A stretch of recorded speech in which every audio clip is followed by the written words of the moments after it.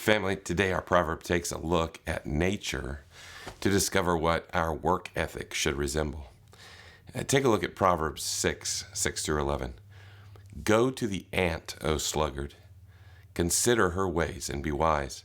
Without having any chief officer or ruler, she prepares her bread in summer and gathers her food in harvest. How long will you lie there, O sluggard? When will you rise from your sleep? A little sleep, a little slumber, a little folding of the hands to rest, and poverty will come upon you like a robber, and want like an armed man.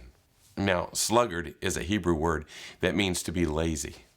So this proverb observes the life of one of the smallest of God's creatures, the ant, and notices that ants are always busy working, and their good work provides plenty for the ant to eat. Now, some people will quote this popular thought like it's in the Bible, and they will say, God helps those who help themselves. And that's not a Bible verse. But I think the idea behind the thought is that a person can't be lazy and expect that God is just going to miraculously provide for them. There is another principle in the Bible that talks about reaping what we sow.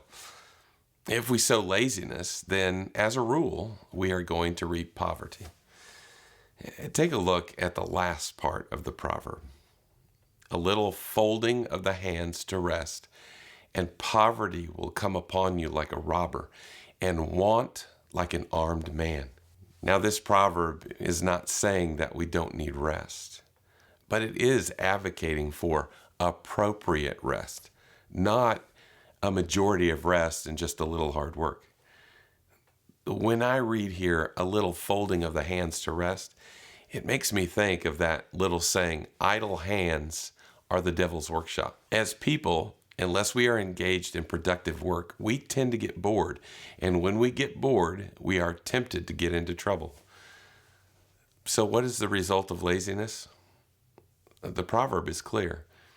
Poverty will come upon you like a robber, and want like an armed man. In other words, a lazy person won't have what they need. They will be held hostage by their own laziness. Now, this proverb is not advocating for a workaholic lifestyle. No, rather, this proverb is advocating for a lifestyle of diligence.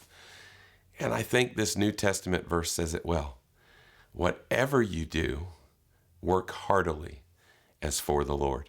Why would God want you to be diligent about work and not be lazy?